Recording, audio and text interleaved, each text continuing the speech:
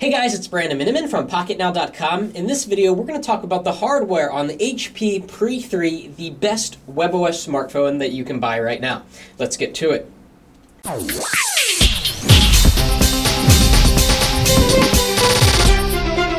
So again, as you know, the Pre 3 is the last smartphone HP is going to make with WebOS. That doesn't mean that there won't be any more WebOS devices out there. It just means that HP is not going to be making them. And it's the best smartphone yet to run WebOS. It's got a 1.4 gigahertz Qualcomm Snapdragon single-core processor. Wish it were dual-core.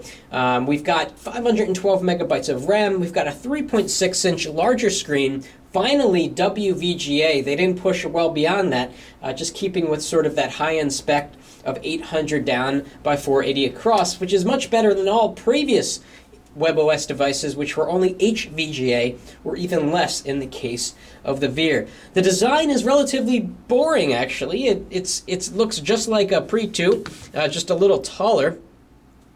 It even looks a little bit like the Pre Plus. So there's sort of the family of devices. You know it's a Pre, which is kind of a problem. The original Pre came out in 2009, and the Pre 3 just looks like a stretched out Pre.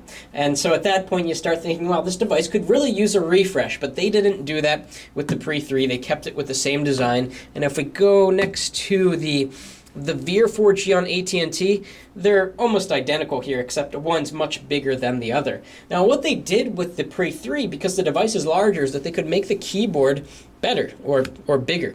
And we'll turn off the screen. We're going to talk about how the WVGA resolution impacts WebOS, because we haven't yet seen WVGA on a WebOS device. So if we compare the keyboard on the Pre 3 with the Veer, there's no contest. You could probably fit two Veer keyboards in the Pre 3, and the case needs to be snapped there. If we compare it to the Pre 2, you'll notice that even then, the keys are smaller. So you get the best keyboard, the biggest keyboard on the Pre 3, which really makes for a great typing experience.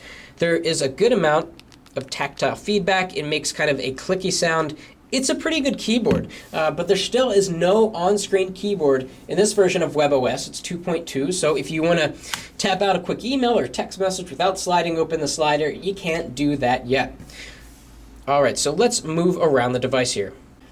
Okay, so starting off up here, we've got the speaker there. To the right, that's not a front-facing camera, it's a light sensor. You also have a proximity sensor up here. We've got this 3.6-inch capacitive multi-touch display. Again, it's a WVGA resolution, that's 800 down by 480 across. Down here on the bottom, we've got the little capacitive button there that will also serve as a notification if you have a new email or whatnot. If we flip over to the side, we get a soft touch rubber, soft touch plastic actually, covering the sides and the back, which makes it feel sturdy in hand. Have a volume rocker adorned in chrome on the left side, nothing on the bottom.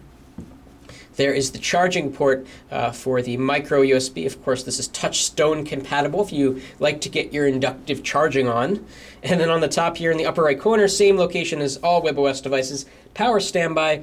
And of course, from the days of the Trio, the Palm days, we have the quick way to silence the ringer there. Now over on the back, like the Pre 2, we do have a flash with the camera. This time it's been bumped to 5 megapixels.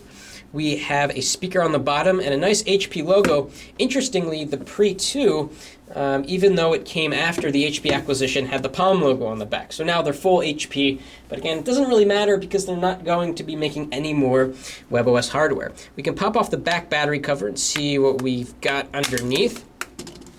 We've got a SIM card slot, of course. Now, this particular model, this is the UK model, has the bands necessary to do 3G in the US on AT&T. When we did the unboxing, we didn't realize that. But if you import this phone, if you really want the Pre 3, you can put in your AT&T SIM card, and boom, you've got 3G.